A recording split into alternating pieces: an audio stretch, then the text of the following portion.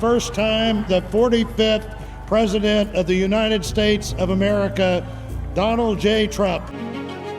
মার্কিন রাজনীতিতে হার না মানা এক রাজনীতিবিদ ডোনাল্ড ট্রাম্প। ব্যক্তিগত জীবনের চাপ থেকে শুরু করে কূটনৈতিক চাপ কোনো কিছু তার কাছে পাত্তা পায়নি।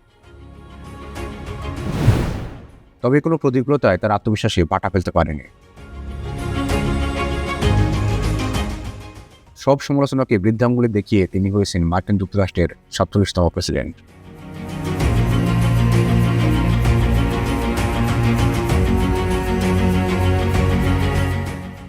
এর আগে 2016 সালে অনেক প্রতিকূলতা পেরিয়ে প্রথমবারের মতো মার্কিন যুক্তরাষ্ট্রের 45তম প্রেসিডেন্ট হিসেবে নির্বাচিত হয়েছিলেন।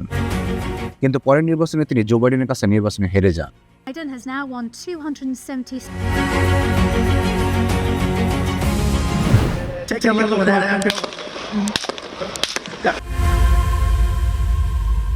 তবে তিনি যে হার না মানা এক অস্তিত্ব, এবং আজ তিনি আবারও বিশ্বের সবচেয়ে শক্তিশালী দেশ মার্কিন যুক্তরাষ্ট্রের প্রেসিডেন্ট। ট্রাম্পের নির্বাচনী মূল স্লোগানই ছিল মেক আমেরিকা গ্রেট এগেন। কিন্তু আমরা অনেকেই মার্কিন প্রেসিডেন্টের ব্যক্তিগত জীবন সম্পর্কে জানি না। আসুন আজকের পর্বে মার্কিন প্রেসিডেন্ট ডোনাল্ড ট্রাম্প সম্পর্কে জানি। 1946 সালে 14 জন নিউ ইয়র্কের কুইন শহরে জন্মগ্রহণ করেন ডোনাল্ড ট্রাম্প। ডোনাল্ড ট্রাম্পের জন্মই হয়েছিল সোনার চামচ মুখে দিয়ে, কেননা ট্রাম্পের জন্মের সময় তার বাবা ফ্রেড ট্রাম্প নিউ ইয়র্কের বড় রিয়েল এস্টেট ব্যবসায়ী ছিলেন। ছোটবেলায় ট্রাম্প কিছুটা উদ্ধত্ত ছিলেন, ফলে তিনি যে কিউ ফরেস্ট স্কুলে পড়তেন তার উদ্ধত্ত আচরণের কারণে তাকে স্কুল থেকে বের করে দেওয়া হয়। যদিও ট্রাম্পের বাবা ওই স্কুলে ট্রাস্টি বোর্ডের সদস্য ছিলেন। কিন্তু বিস্ময়কর তথ্য হচ্ছে, ট্রাম্পকে শৃঙ্খলাবদ্ধ করার জন্য তার বাবা মাত্র 13 বছর বয়সে মিলিটারি স্কুলে ভর্তি করিয়ে দেন এবং তিনি সেখানে ক্যাপ্টেন পদবি অর্জন করেছিলেন। 5 ভাই বোনের মধ্যে তিনি ছিলেন চতুর্থ এবং এখন পর্যন্ত তার বোন এলিজাবেথই শুধু বেঁচে আছেন। বাবা ফ্রেড ট্রাম্প ছিলেন নিউ ইয়র্কের একজন সফল রিয়েল এস্টেট ব্যবসায়ী। ট্রাম্পের বাবা ছিলেন একজন জার্মানি অধিবাসী এবং মা ম্যারি ছিলেন একজন স্কটল্যান্ড অধিবাসী। রিয়েল এস্টেট ব্যবসাকে নিজের কর্মজীবন হিসেবে গড়ে তোলার ক্ষেত্রে তার বাবার যথেষ্ট অনুপ্রেরণা ছিল। ট্রাম্প স্কুলে অধ্যয়নরত অবস্থায় তার বাবার প্রতিষ্ঠানে কাজ করতেন। পরবর্তীতে 1968 সালে স্নাতক ডিগ্রি অর্জনের পর তিনি তার পিতা প্রতিষ্ঠানের হাল ধরেন। 1971 সালে ট্রাম্প তার পিতা প্রতিষ্ঠানের নিয়ন্ত্রণভার গ্রহণ করেন এবং প্রতিষ্ঠানটির নাম পরিবর্তন করে তার ট্রাম্প অর্গানাইজেশন রাখেন।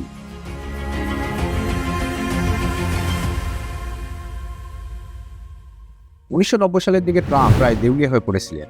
সে সময় তার বিভিন্ন ব্যবসা প্রতিষ্ঠানে প্রায় $3.5 বিলিয়ন ঋণ ছিল, সাথে ছিল $900 মিলিয়ন ব্যক্তিগত ঋণও। শেষ পর্যন্ত ট্রাম্প টাওয়ার ও আটলান্টিক সিটির 3টি ক্যাসিনো রক্ষা করতে সমর্থ হন ট্রাম্প।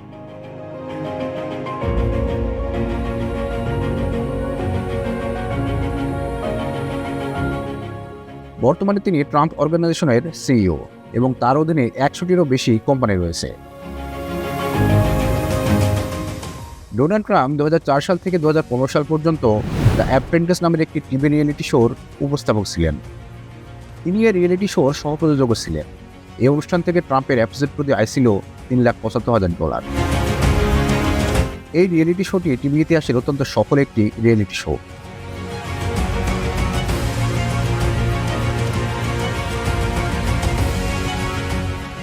ব্যক্তিগত জীবনে তিনি 3বার বিবাহ বন্ধনে আবদ্ধ হন এবং তার প্রথম স্ত্রী ইভানা ট্রাম্প, দ্বিতীয় স্ত্রী মার্লো মাপ্লেস এবং বর্তমান স্ত্রী মেলানিয়া ট্রাম্প।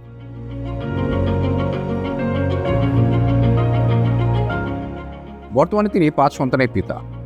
ব্যবসায়িক ট্রাম্প সেই সময় নিউ ইয়র্ক শহরে একটি বিলাসবহুল টাওয়ার নির্মাণ করেন, যাকে আমরা ট্রাম্প টাওয়ার হিসেবেই চিনি। ট্রাম্প টাওয়ারই হলো বসবাসের জন্য তৈরি করা পৃথিবীর সবচেয়ে লম্বা বিল্ডিং।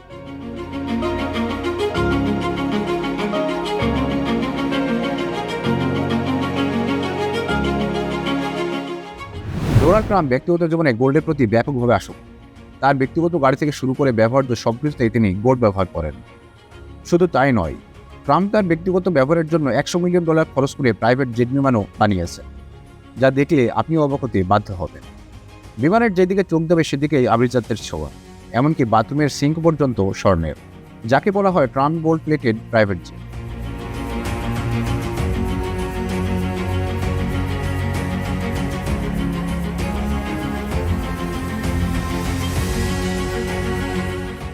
$47 মিটার লম্বা এবং 38 মিটার চওড়া বিমানের যাত্রীদের ক্ষমতা 239 জন।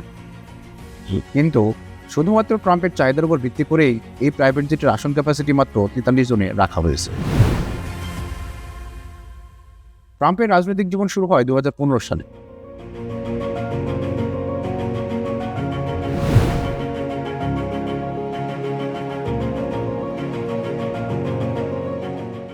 ট্রাম্প টাওয়ারে আয়োজিত এক সংবাদ সম্মেলনে নিজের রাজনৈতিক আকাঙ্ক্ষার বিষয়ে ঘোষণা দেন ট্রাম্প।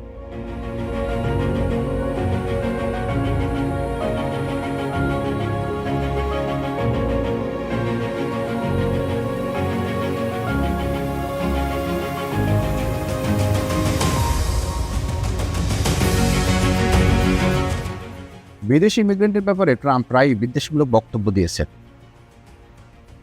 অভিবাসীদের বিষয়ে তার শক্ত অবস্থান এবং পরবর্তীতে বাইরের লোকদের আমেরিকায় না আসতে দেওয়ার ব্যাপারে তার বক্তব্যগুলো সারা বছর ধরেই আলোচনায় ছিল, যার ফলে ট্রাম্প বেশিরভাগ আমেরিকানদের মনে জায়গা করে নিতে পেরেছে। ফলাফল হিসেবে 2016 সালের নির্বাচনে হিলারি ক্লিন্টনকে হারিয়ে মার্কিন যুক্তরাষ্ট্রের 45তম প্রেসিডেন্ট হিসেবে দায়িত্বভার গ্রহণ করেন।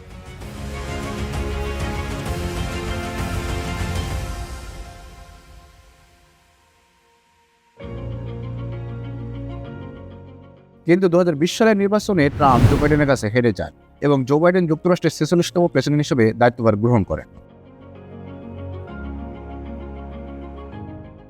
কিন্তু হার না মানে ট্রাম্প 2024 সালের নির্বাচনে আবারও ঘুরে দাঁড়ান এবং কমলা হ্যারিসকে হারিয়ে যুক্তরাষ্ট্রের 47তম প্রেসিডেন্ট হিসেবে দায়িত্বভার গ্রহণ করেন। বরাবরই বিশ্ব রাজনীতিতে আমেরিকা এক পরাশক্তির নাম।